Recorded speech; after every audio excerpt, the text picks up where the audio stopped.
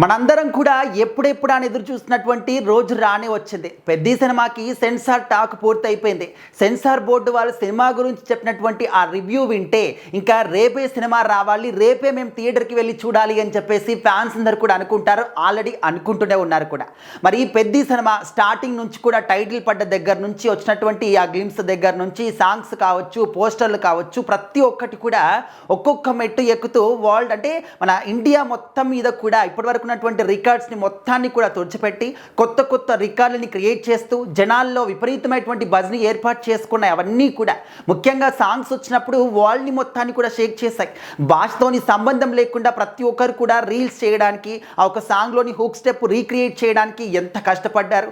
ఆ ఒక్క రీల్స్కి కూడా మిలియన్స్ కొద్ది వ్యూస్ వచ్చాయి. ఆ సాంగ్ అనేది పూర్తిగా జనాల సాంగ్ అయిపోయిందన్నమాట, చిక్రీ చిక్రీ సాంగ్. సో ఆ తర్వాత రై రై రారా సాంగ్ కావచ్చు, ఇప్పటికి కూడా అదే రేంజ్లో ముందుకెళ్తుంది. ఇంకా కూడా రీల్స్ చేస్తూనే ఉన్నారు ఆ సాంగ్కి.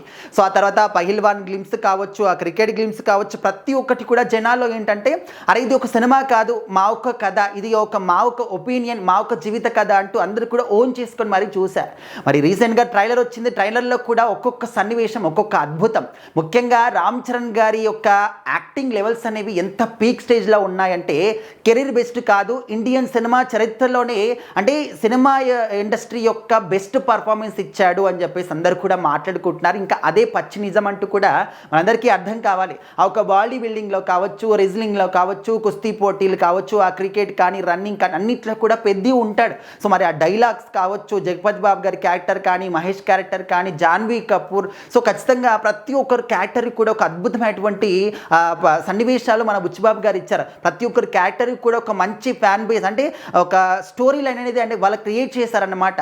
ఆ ట్రైలర్లోనే అంత మంచి అద్భుతమైనటువంటి ఫీల్ మనకు కలుగుతుంది. సో ఇప్పుడు పెద్ద సినిమాకి సెన్సార్ టాక్ కూడా పూర్తయిపోయింది.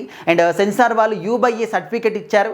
సినిమా నిడివి ఎంతంటే 3 గంటల 4 నిమిషాలు ఉంటుందని చెప్పేసి చెప్తున్నారు. మరి వాళ్ళు చెప్పినటువంటి రివ్యూ ఏ విధంగా ఉందంటే రామ్ చరణ్ గారు నిజంగా మనం ఇప్పటి వరకు మాట్లాడుకున్నట్టు ఇండస్ట్రీలోనే బెస్ట్ పర్ఫార్మెన్స్ ఈ సినిమాలో చూపించాడు. ప్రతి ఒక్క ఫ్రేమ్లో కూడా ఫైర్ అనేది కనిపించింది. ఖచ్చితంగా ఆయన ఇంపాక్ట్ అనేది సినిమా పైన చాలా అద్భుతంగా ఉంది.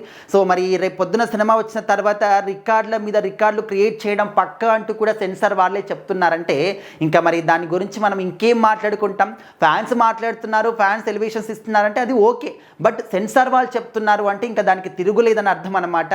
సో ఖచ్చితంగా పెద్ద సినిమా అనేది ఈసారి ఎవరు అడ్డుపడ్డా, ఎవరు ఎన్ని విధాలుగా ప్రయత్నాలు చేసినా కూడా పెద్దని మాత్రం ఆపలేరు.